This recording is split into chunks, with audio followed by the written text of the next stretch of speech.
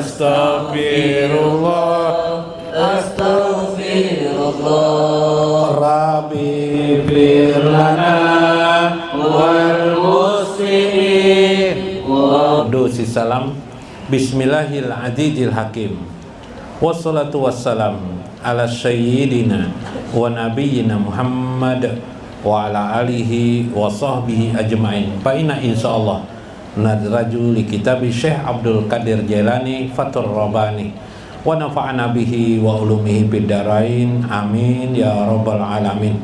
Mudah-mudahan melalui saluran ilmu Syekh Abdul Qadir Jailani terhubung mi'raj kita kepada baginda Rasulullah sallallahu alaihi wasallam, mewarisi ilmu-ilmu baginda Rasulullah sallallahu alaihi wasallam, terutama bagian batin beliau. Amin ya rabbal alamin. Lihurmati lil Habib Ali ibnu Ali Alwi ibnu Ali Al-Hafsi di sebelah kiri saya, mudah-mudahan beliau panjang umur juga, amin ya.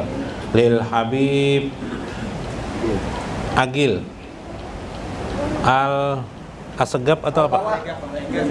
Al Bahlega. Ya, Al Bawah. Kemudian lil Habib Yahya Al Idrus Habib Kadir Al Hafsi yang aras hadir. Guru kita, Guru Tarmiji, Guru Johan, dan yang hadir di sini sekalian, mudah-mudahan tawil umurahum wasahih jasadahum wasabit imanahum wa ahsin amalahum wa ilal khair qaribhum wa ila jannatin naim qaribhum. Amin ya rabbal alamin.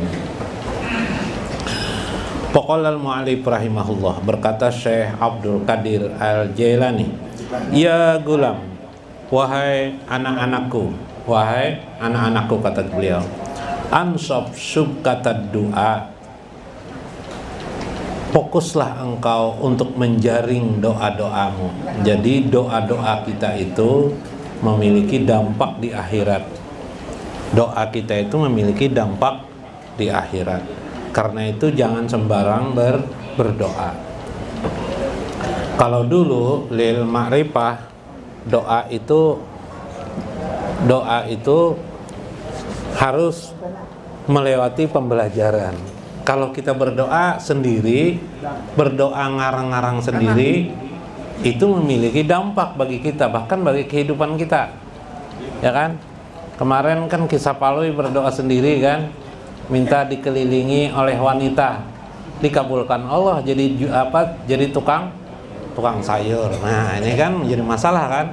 Ini kenapa demikian? Karena itu doa-doa banyak yang diriwayatkan oleh para ulama sehingga menjadikan kita memahami. Misalnya doa yang sangat bagus dari baginda Rasulullah, Allahumma as'aluka, ya Allah memohon kepada engkau afwan, kemaafanmu selalu, wal afiyata, keafiatan, kesehatan, wal mu'afata, kesentosaan, bidini wad dunya wal akhirah, di dalam agama, kemudian dalam apa lagi, bidin wad dunya, di dunia dan akhirat, sehingga sentosa terus kita.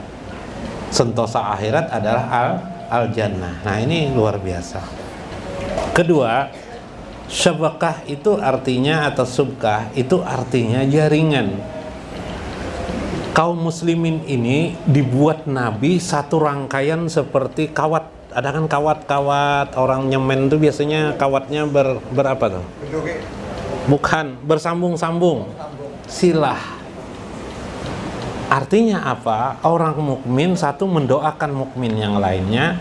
Maknanya juga di akhirat nanti sampai ke surga.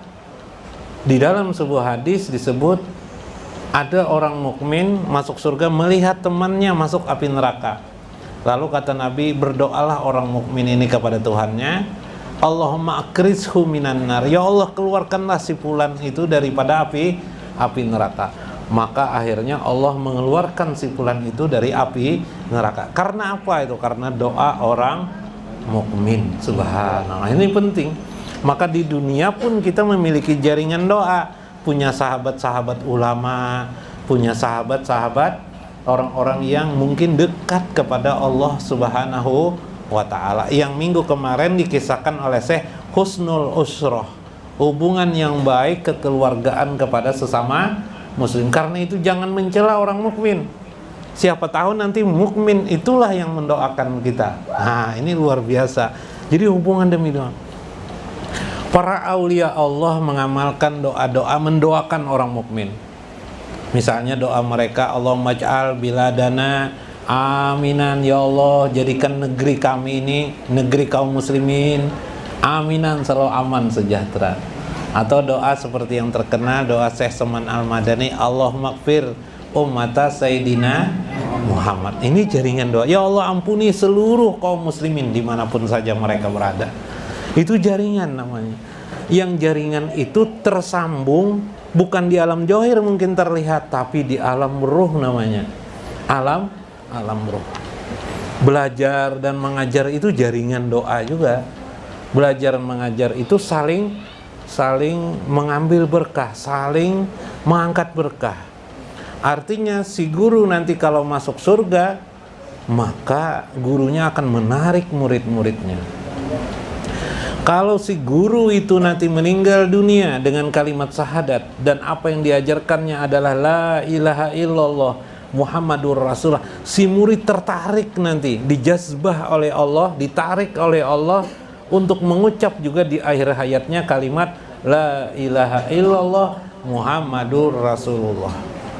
Karena kita tidak tahu seorang jua pun, maka teruslah jaring doa itu dengan sikap yang baik kepada sesama muslim dimanapun mereka berada.